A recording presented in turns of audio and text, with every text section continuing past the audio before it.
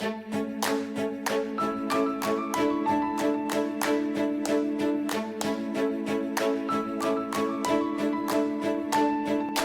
to the Liberating Joy and Learning Podcast. I'm Robert Beckman, and today we're jumping back into the life experience season of our podcast.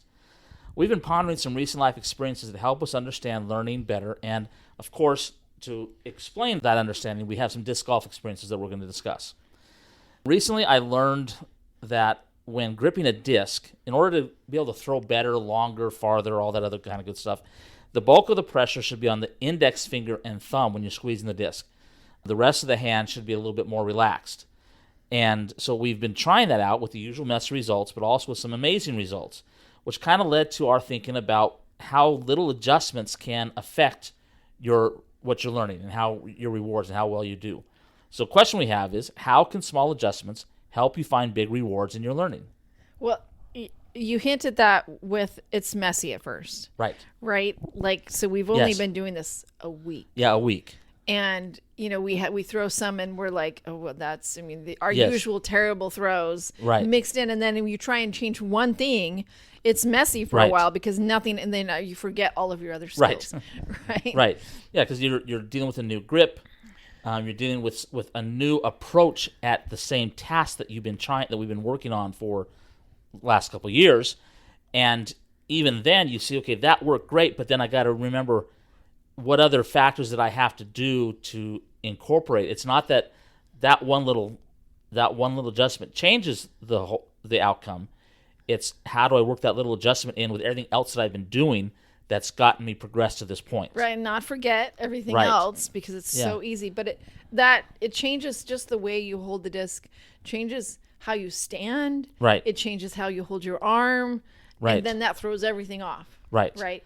But then in addition, you know, like I threw one at a hole and I had to take a picture because it was clearly further than I had been before. Right. So it made a huge difference. Right.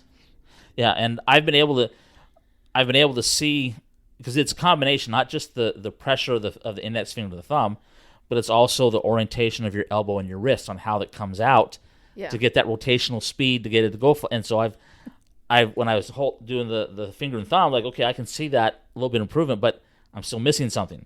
And so I'd remember, oh yeah, that's right. He also said your hand and your thumb and your wrist position is important. So there's a couple of little extra steps that we're incorporating that helps us achieve better goals. Right. So an experience I've had with this in the past, I was in college. I like to think it was definitely either my freshman or sophomore year. Okay. And I had a roommate read a paper, and she looked at me and she said, you know, your writing would be a lot better if you like had a thesis and followed it. And a topic sentence, and I followed it. And like this light went on in my head, and I was like, I can do that. Right. And so like I dove in, and then by the end of the semester, whatever instructor, she's like, I have never had a student improve as much as you have.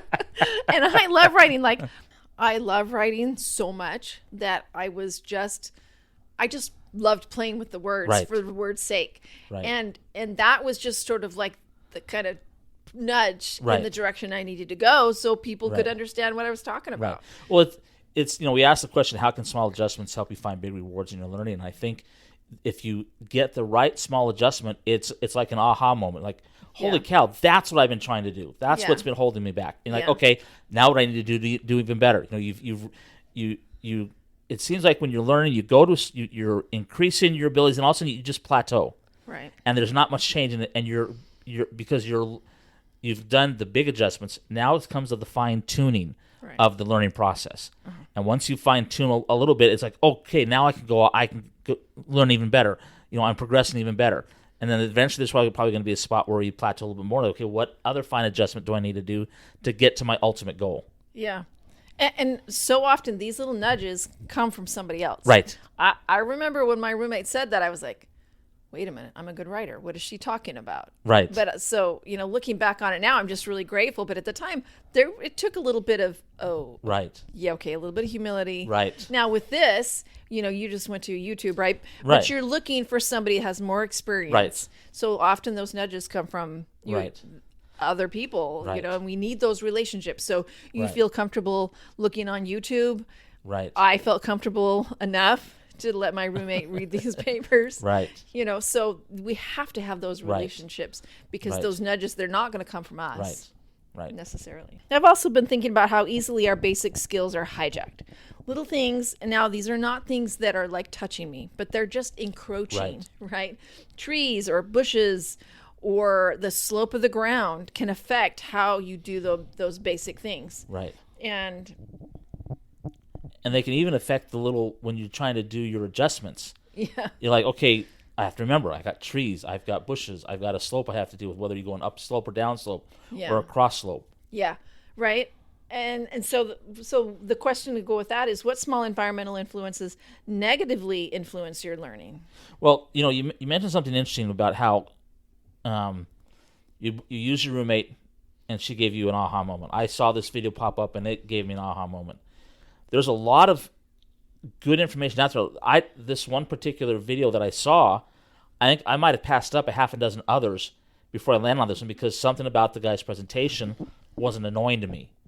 I mean, to be honest, or like when we're golfing with our son, he's not overbearing or talking down to us. Yeah, he's great. We have that relationship that there's mutual respect, and I think that's one of the things where if you go to the wrong source or ask the wrong person, then it may derail you because you're like, what? It may be the right instruction that you need or the right help, but if you don't have a relationship with that person, then it's not gonna mean anything to you. So you got to be careful of going to the right source to get the information, the help that you need. Right. So those are some environmental influences. Right. Certainly people and you talked about videos can be positively or how enticing that is to watch. There could be people, I mean, we can talk about kids coming home from school or work or whatever and in a bad mood or not feeling well and really that doesn't have to influence us. But it does. Other people definitely influence us a lot. Well, and I think it may not consciously affect us. Yeah. We may think, that's not a big deal, but in the back of your mind, like, that really annoys me, or is that really what I want to do? Those things will pop up, and that could help. That could, delay or derail your learning efforts. Yeah. Yeah. So how can you overcome that? Well, I think one of the things we get back to that we've been talking about is relationships. Mm-hmm. You need to have good relationships with the people that you're going to for assistance. That you're going to for direction. That's one thing that I think that helps when you're in your learning goals, having those good relationships. Mm-hmm. For me, it was pulling in. So I'm thinking of one hole where the trees and bushes are just really close. Right. But I have to look at myself, I have to look at the bushes, and then I look at what space I really do need. Mm-hmm. And then I just zone out. Like I ignore the trees because I'm like, okay, I don't need the space that those trees are taking. Mm-hmm. So just execute. I have to tell myself, execute like normal. Right. Because it's not going to affect you. Right. Right. So you have to kind of pull in and be in tune to what your needs really are. Right. I think there's something to be said sometimes about putting blinders on. Right. Sometimes you have to shut out the external distractions to get over the hump or to make progress. Focus you don't on want what's mostly you don't want to leave them there permanently. Mm-hmm. But if you need to, okay, I got to get through this, and like you said, there's a couple holes in some of the courses that we play where in reality my arm never comes close to the trees that are boxing us in. It just but feels physically, I mean, we live in Southeast Texas. The trees are big. They grow very well. Yeah. And so they encroach a little bit onto your personal space. Yeah. But they may not physically be there, but in your mind they're a mental block. And so you've got to kind of, like you said, put the blinders on and just ignore them to get through that step. And then when you're past it, you open your eyes back up again. Right. Okay, so recently Rob and I helped out at our church's peanut butter factory, where we help ensure that peanut butter provided for those in need gets properly processed, bottled, and boxed. Most of the stations are fairly straightforward, but the last step is to box up the jars that come down the conveyor belt and spin in front of two individuals who work together to grab them and put them in a box, tape it up, and pass it along. At one point while helping with this, I found myself paired with another boxer that did things fairly different from myself. In this experience, I learned again the value of asking questions. If I didn't ask questions, my response would have been either you're doing it wrong or I'm doing it wrong. Right. If I did ask questions, I could have asked, why is he doing that? Because he has big hands and he can grab 3 at a time. Right. And why don't I do it that way? Because I don't have big hands and I can't grab 3 at a time. Right. And does it matter if I do it the way he does? Right. No, there are a lot of good ways to box up jars of peanut butter. Right. But I had to get to that point, right? And Right. and a lot of times these shifts are at wonky times. You're there for a long time. Right. So your brain is just sort of Right. kind of fuzzy. So, but it was just, I think it's important to make sure we're asking questions. Right. So when have you felt inclined to not ask a question?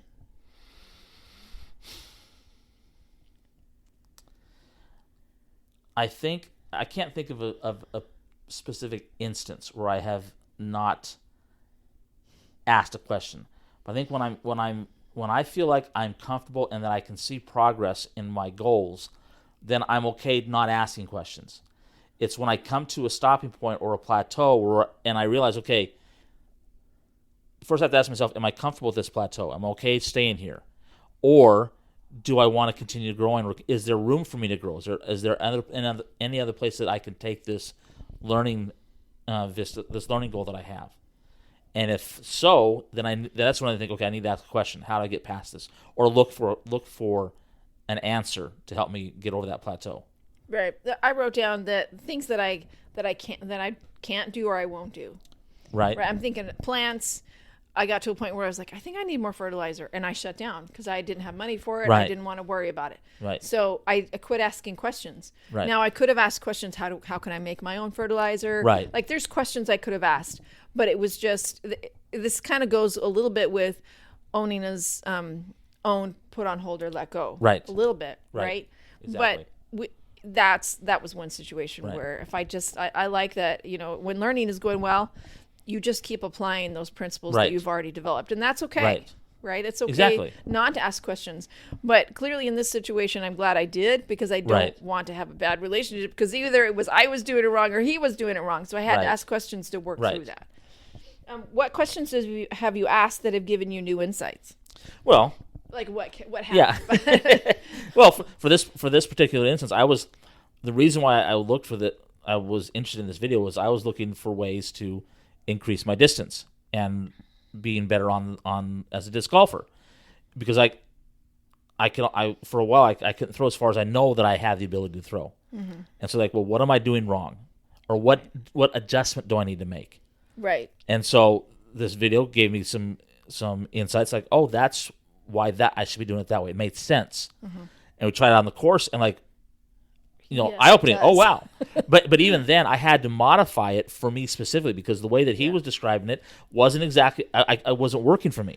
Yeah. And so I had to take that direction and say, okay, now how am I going to implement it? Mm-hmm. Because obviously what he was saying isn't quite exactly working for me. So, because everybody's different.